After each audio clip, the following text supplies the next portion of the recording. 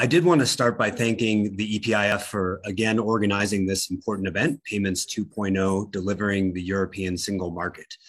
At Western Union, we now have nearly 600,000 locations worldwide that offer our retail services, with over 80,000 of those being in Europe. And the European market is actually the largest single market that we serve in the world. So I can't overstate the importance of our European business and our European customers. And very interesting to hear the discussion we just heard. Our services are increasingly digital, and they're increasingly multi-channel, allowing customers to send via the web, via app, via mobile technology, and to use accounts and wallets around the globe. And most recently, we announced some exciting news that we are launching the offering of bank account services through Western Union International Bank in Vienna, Austria. This will allow customers to access an even wider range of services that they can pair with existing digital and retail money transfer offerings, and allow seamless connections with their families and communities in multiple currencies around the world. Our digital offerings already connect billions of accounts in over 125 countries, 130 currencies, with real-time payouts in over 100 of those jurisdictions. So all of this makes our business extraordinarily complex from a regulatory perspective, from a risk perspective, and increasingly from a technology perspective. It was good to hear the discussion about the potential that we see for technology to reduce false positives, but it does so much more than that. Advanced technologies like AI, machine learning, blockchain, including crypto and digital currencies, create risks, but they also create opportunities. We all know that and are struggling as institutions to make sure that we adapt and take advantage of those opportunities, but do so responsibly. So given the nature and complexity of our business, we seek at Western Union not just to comply with our AML and CFT obligations, but also to be an industry leader and an innovator.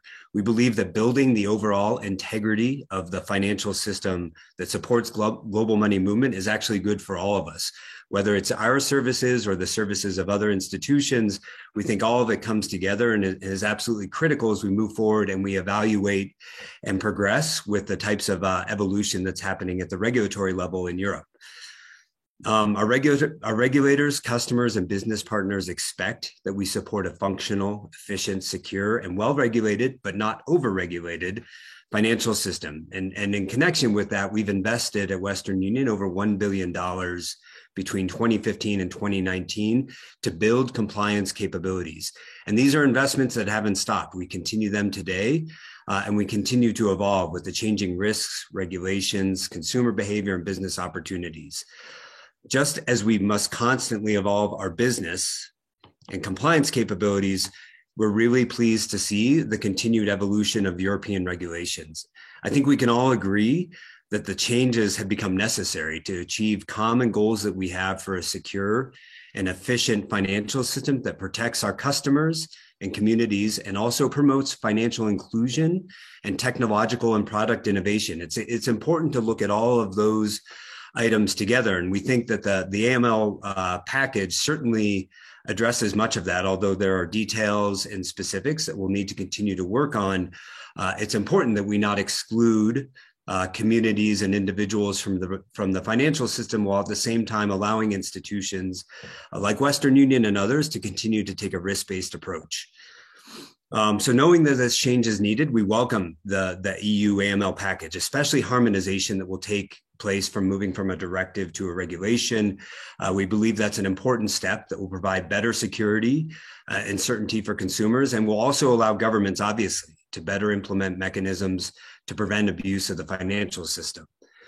We do believe that the establishment of a European AML authority with the authority to supervise certain obliged entities through joint supervision teams will be beneficial, particularly to entities like ours that operate in multiple jurisdictions. And we also support efforts to improve upon public-private partnerships, allowing information sharing in all directions among private parties, but also between FIUs and obliged entities. We know, and we always talk about, no one party has the whole picture, and only by collaborating with governments and other industry participants can we really put the whole picture together and move the needle in terms of our government and our shared objectives. We also support the Commission efforts to allow the AMLA to draft technical standards that harmonize formatting for suspicious transaction reporting.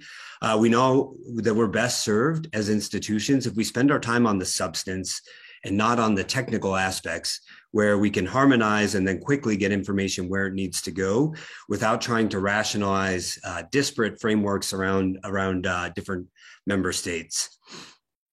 With both the AML package and proposal, I know that the upcoming panel, we're going to also talk about EID. It'll be important to balance a number of different factors. One, as I mentioned, we support frameworks that allow institutions to continue to take a risk-based approach.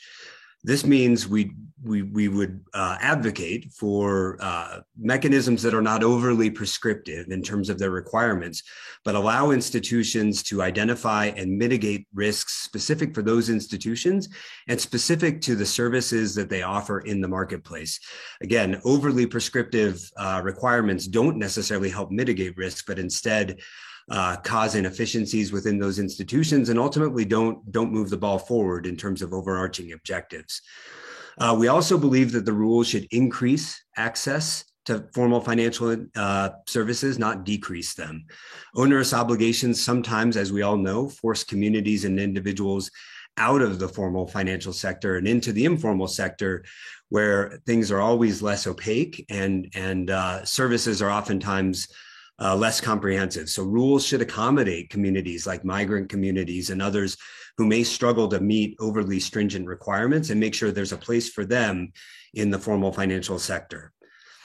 The last thing I will say before turning it back over to Loretta is just the last 2 years have been extraordinarily challenging. And I wish we were gathered together in Brussels rather than finding myself yet again in my basement, with my kids doing online learning upstairs. I didn't think when we had this conference a year ago that I would necessarily be doing this yet again. But it's important to note that although it's been a challenging year and on many fronts it's been difficult to make progress, we have seen some tremendous progress on this front with EU AML regulation. And I think it's exciting to see us taking these next steps.